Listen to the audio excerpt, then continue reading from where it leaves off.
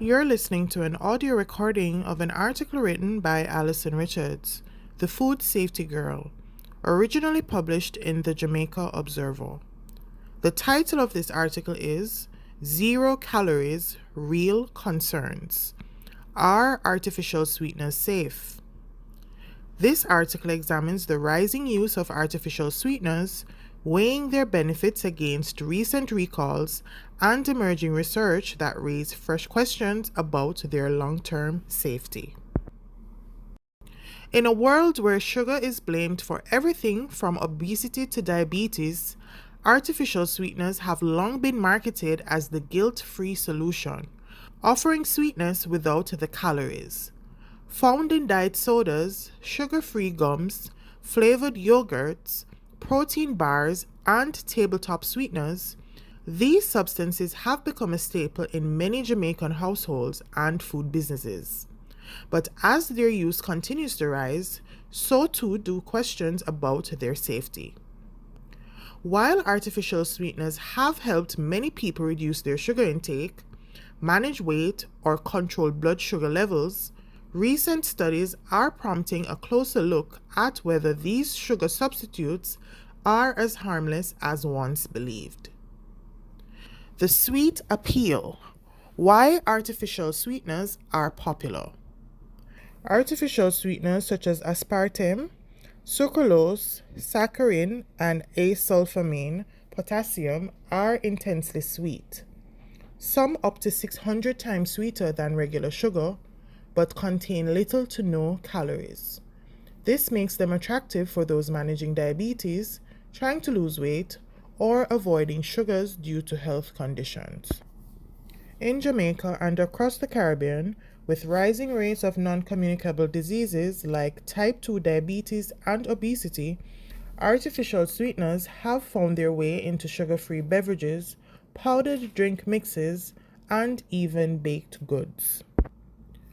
Consumers looking for healthier options may see them as a smarter alternative, but food safety experts say it's not so simple. The safety debate. What recent research is revealing. Artificial sweeteners have been deemed generally safe by regulatory agencies like the US FDA, the European Food Safety Authority, and Codex Alimentarius. However, emerging research has raised red flags about long-term health effects, particularly when consumed frequently and in large amounts. In 2023, the World Health Organization, WHO, released updated guidelines advising against the use of non-sugar sweeteners for weight loss, citing a lack of consistent long-term benefits and potential increased risk of type 2 diabetes, cardiovascular disease, and all-cause mortality in habitual users.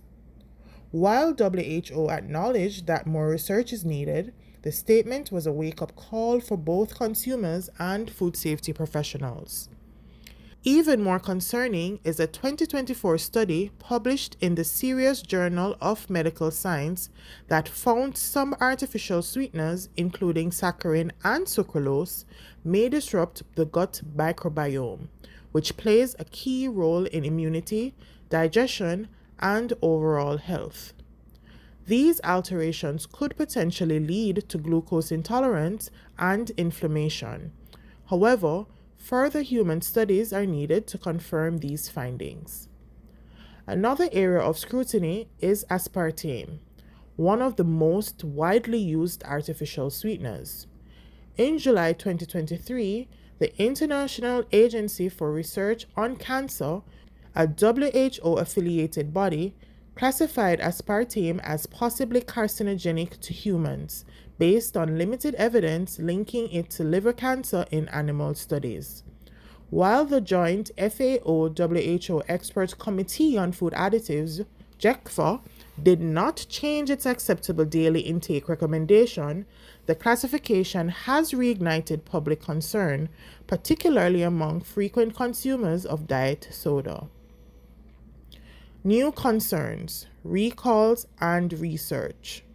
In August 2025, the FDA recalled New Naturals Organic Pure Stevia and pure monk fruit sweetener after a labeling mix-up, where each product contained the other's contents.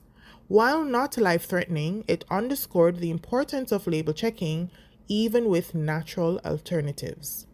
Around the same time, several studies raised fresh concerns about popular sweeteners. Erythritol, commonly used in keto and low-calorie foods, was linked to impaired brain blood vessel function and higher platelet activity, which may elevate the risk of clots, strokes, or heart attacks if consumed in large amounts. Sucralose, or Splenda, was shown to stimulate appetite regulating centers in the brain, particularly in people with obesity, potentially undermining its use for weight management. And when heated above 120 degrees Celsius, it may produce harmful compounds. Meanwhile, a 2025 Swedish study in mice suggested aspartame could contribute to arterial plaque buildup and inflammation, early warning signs of cardiovascular disease, though more human research is needed. What does this mean for Jamaicans? For Jamaican consumers, especially those managing health conditions or trying to adopt a healthier lifestyle, artificial sweeteners may feel like a safer bet, but it's important to use them in moderation, just as we would with sugar. Overuse or blind trust in sugar-free labels could lead to unintended consequences, particularly if the product contains multiple sweeteners or is consumed multiple times a day.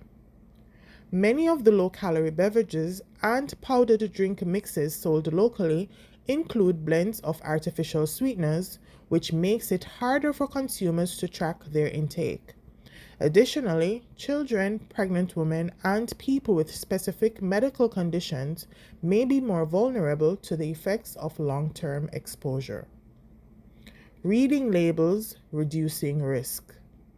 To protect yourself and your family, take a closer look at product labels.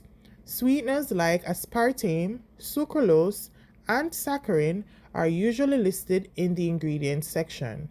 Products labeled light, diet, or sugar-free often contain them, even if they don't clearly say so on the front. Also, be aware of serving sizes. Many studies that flagged potential risks are based on high levels of consumption. Staying below the acceptable daily intake, the amount considered safe over a lifetime, is key. For example, the acceptable daily intake for aspartame is 40 milligrams per kilogram of body weight per day.